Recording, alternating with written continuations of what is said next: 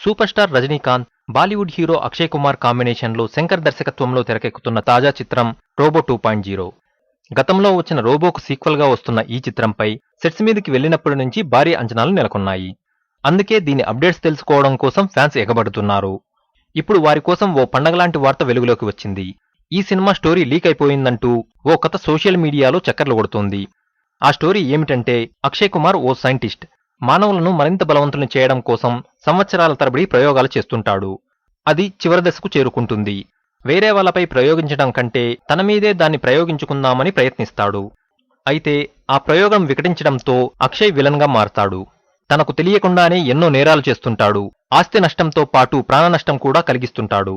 చూస్తుండగానే పరిసరాలను ధ్వంసం చేస్తుంటాడు.